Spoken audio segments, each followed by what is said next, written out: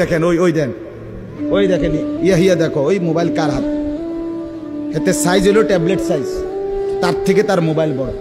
যেই অপদার্থ তার হাতেই মোবাইল দিছে ওই সবচেয়ে বড় অপদার্থ, ওইটা একেবারেই অপদার্থ। সে যদি ভাই হয় তো ভাই অপদার্থ, বাপ যদি হয় ওইটা অপদার্থ বাপ। এই সন্তান নষ্ট করার সবচেয়ে বড় দায়ী আপন গার্জিয়ান। মা বেডি 2 বছরের বাচ্চাটারে বড় মোবাইলটা দিয়ে দিছে, তুই টিপ এটা, তুই তাবু ডিস্টার্ব করিস না, আমি সাইজ দিয়ে আছি ড্রেসিং টেবিলে এবডি পাউডার ডলে হেতে মোবাইল টিপ। কথা বুঝেন নাই?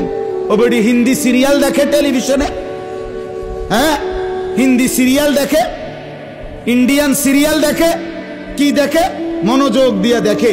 হিন্দি সিরিয়ালের সবগুলোর মূল বৈশিষ্ট্য হলো স্বামী স্ত্রীর ঝগড়া, শাশুড়ির থেকে জামাইরে কেমনে আলাদা করতে হবে, দেবর ননদের কেমনে স্বামীর থেকে বিচ্ছিন্ন করতে হবে, মানে সংসার কিভাবে তছনছ করবে, এটা হলো ওই বেঈমানদের সবচেয়ে বড় ষড়যন্ত্র। সবগুলোর বৈশিষ্ট্য এটা। মহিলারা এইটা দেখা বিবাহের পরে 6 মাসও একসাথে আর থাকতে চায় না। 6 মাসও না।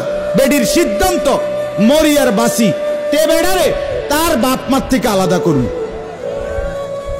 জীবনের সাধনা এটা।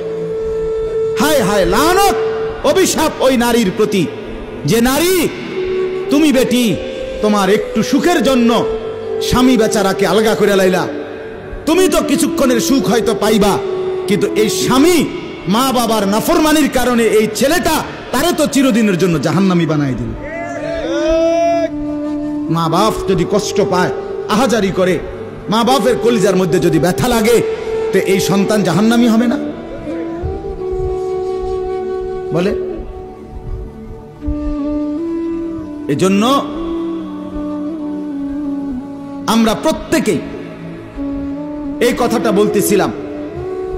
আজকে আমাদের সবচেয়ে বড় গুনাহ আমাদের ছেলেদের, আমাদের মেয়েদের, আমাদের নারীদের, আমাদের পুরুষদের, আমাদের জওয়ান, আমাদের বুড়া, আমাদের যুবতী, আমাদের বৃদ্ধা, সবার একটাই বড় রোগ।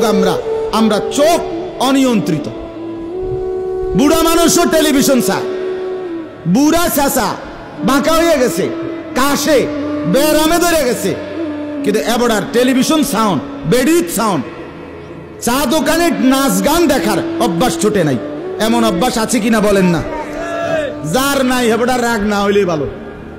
আর যেবড়া রাগ হইলে, আপনার এই অভ্যাস থাকলে, আপনার রাগ হইলেই কি আর আসলেই কি।